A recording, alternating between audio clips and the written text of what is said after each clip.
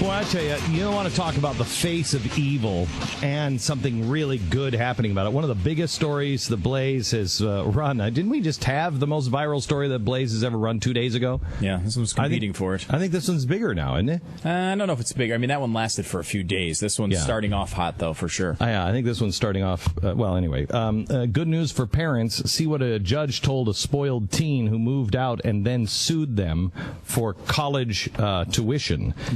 This is really an incredible story, and it has a happy ending. What happened was this girl, she was a cheerleader, and she was at a Catholic girls' school. The parents, this girl is just abusive, just a verbally abusive witch, really, quite honestly. Embarrassing to the family, and she got one of her friends to go along with her, and her friend's dad was an attorney. It was like, well, I'll sue your parents because they can't not take care of your college tuition. And so they sued on behalf of this girl. And in this, she said that her father, who is a former police chief, I mean, listen to this. This is so evil. She said, my father demanded that I get a basketball scholarship. My father spent a lot of time with me on the weekends while I was at basketball tournaments. My father spent a lot of time with me on basketball. How many kids wish their father would spend a lot of time with them? In the sophomore year, I developed an eating disorder. My weight dropped to 105 pounds. In my junior year, I was down to 92 pounds. My mother kept screaming at me, telling me that I was mentally messed up. Okay, so do you sound like this is a kid that has a real handle on things? My father was angry that I wasn't going to be able to play basketball because I needed to gain weight. Yeah, that's probably what it was. Dad wanted you to play basketball, and that's what he probably wanted, was you to gain weight because he wanted you to be a basketball star. Then she went on, and she said, my father gave me the sense that he was inappropriately affectionate. My father gave me the sense that he was inappropriately affectionate with me. He mentioned frequently that my relationship in his eyes was not one of a daughter, but more than that. In the summer before my senior year, he got me drunk at a wedding and said that I was his date. He kept giving me shots. I blacked out that night and woke up at the toilet bowl in our room, and he was in bed.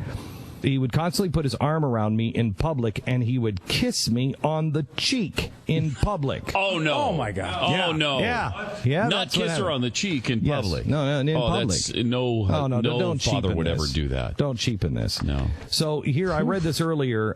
Here's one of the texts. How could you put your arm around your daughter? How could you do it? And kiss her in the cheek and tell her that and tell her that you love her in public. Oh, my gosh. I mean, and get away with it.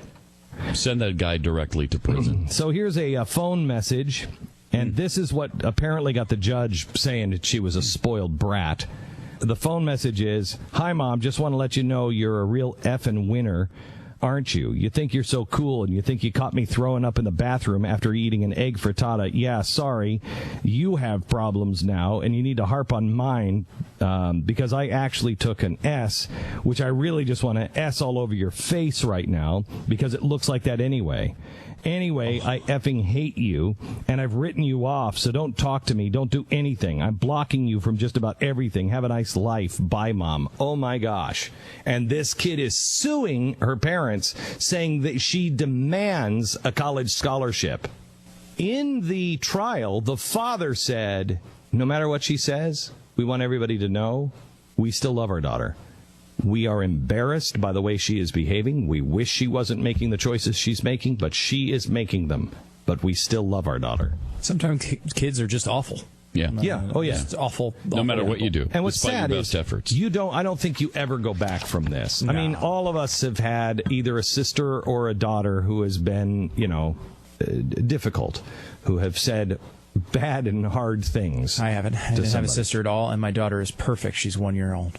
So you're totally wrong. You're lying hang on, again. Just, what do you say, Pat? 14 years? 13 years? I'd say maybe 12. Yeah, I'd say 12. About 12 years, and you're in for a treat, buddy. Anyway, but this is so beyond. And when I read this story last night, I thought, okay, you got to be kidding me. And at first, the story that I read said that he had delayed the judgment. And I'm like, delayed the judgment on what? No, he didn't. Here is his judgment. Here's the audio, a bit of the audio of the judge. Are we going to condone or open the gates to a 12-year-old to sue for an Xbox, a 13-year-old to sue for an iPhone? Everyone else has one. Why can't I? Or how about a 15-year-old asking for a 60-inch flat panel TV? I understand the allegations that are raised in this case are far more serious than those types of material goods. But again, I'd like the both counsel to be mindful of a potential slippery slope here that could result with an extension and expansion of existing law. And then he pretty much laid into her and said that she was a spoiled brat. And that's not something that you expect to hear from anybody anymore. You don't ever hear anybody say, you're a spoiled brat. Do you? Ask yourself seriously, when's the last time you heard anyone say in public that someone was just a spoiled brat? There's no such thing as spoiled brat anymore. No, we're entitled to too many things. Right. You can't be spoiled. We're entitled to all of it. Everything. So how can you be spoiled when you can't give somebody enough? We've spent endless amounts of time rehashing the audio of the Lumbee tribe where they plead for universal high-speed internet access as a human right. And it's hilarious to listen to, but it's really where our society is. If you don't have high-speed internet...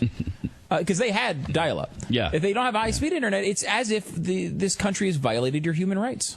And, I mean, when you're there, what's to stop stuff like this? I mean, you found a good judge in this case. Well, if this was in California or if it was in, a progressive district that had a judge that was friendly to it, it could easily go through. My name is Rhonda Locklear. I'm from Pembroke, and I'm a member of the Lumbee tribe of North Carolina. Oh, no. I have two children. And like any mother, I want the best for my boys. Of course you do. Of course you do. Jacob, my oldest, is a transferring student to UNC Pembroke. Oh, no. And Isaac is in the 8th grade at Pembroke Middle School. He's not her oldest. Like most families across the state who either don't have access to high-speed internet or who can't afford it. Can you imagine such a thing? We were stuck with dial-up service in our home until 2 months ago. Until 2 months ago. I feel that this has put my family, my sons in particular, at a severe disadvantage. Of course it has. Of course it has. Isaac depends on the internet. Of course he does. To complete his assignments for school. His assignments. And can't go to a library. He often uses the internet to work on reports, projects, or often at times to just do research. Often at times to just I do watched him struggle with the dial-up service, and observed him get frustrated because he could not move around on the web like he likes. Okay, all right. So he couldn't do any of those things. But here's it's an entitlement mentality. And here's a mom encouraging it. This is a quote from the parents. We love our child and we miss her. This is terrible. It's killing me and my wife. We have a child we want home. We're not draconian, and now we're getting hauled into court. She's demanding that we pay her bills, but she doesn't want to live at home, so she's saying, I don't want to live under your rules. We're heartbroken. But what do you do when a child says, I don't want your rules, but I want everything under the sun that you have to pay for? You kick her out. Period. You kick her out. Everybody has to make their own choices, and we have a responsibility to our children when they're 18, but get the hell out of my house. And how many of us are having kids that we don't know how to even, because we would have never behaved this way. We would have never behaved this way. When I was a kid, we would have never behaved this way. Because somebody, a stranger would have come up to us and said, what the hell is wrong with you? Knock that off. Don't you dare treat your parents that way. Strangers would have said that to us. But because of moms like that you just heard, there's like, well, he can't have dial-up just like he wants. Everybody else would have said, we don't have dial-up. Get over it. I mean, I've told my kids, well, so-and-so has that. Too bad you weren't born to them. Sucks, doesn't it? That's not your family. That's not the way we do things. That's not what you have. Life isn't always fair. Parenting Get needs over it. A significant dose of sucks to be you. Exactly right. It needs a significant dose of sucks to be you. And then it also needs a warm embrace. It needs, and that's what these parents seem to have given her. They love their daughter. They're doing everything that they can. And instead of an adult saying, you know what, sweetheart, boopy, honey pie, they're your parents.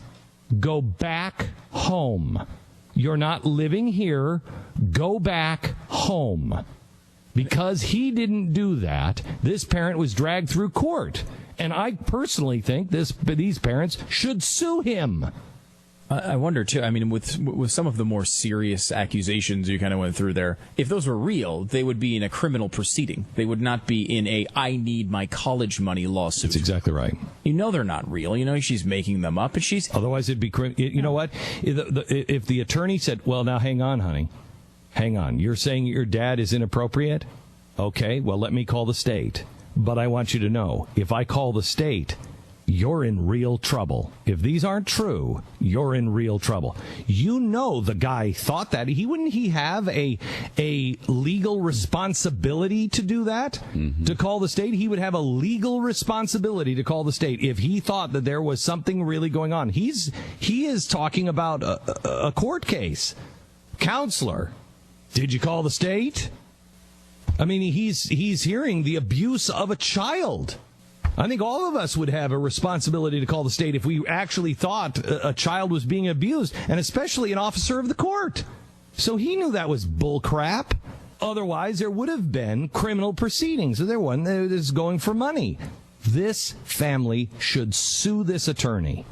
And I know they probably don't want to do that because they've had enough.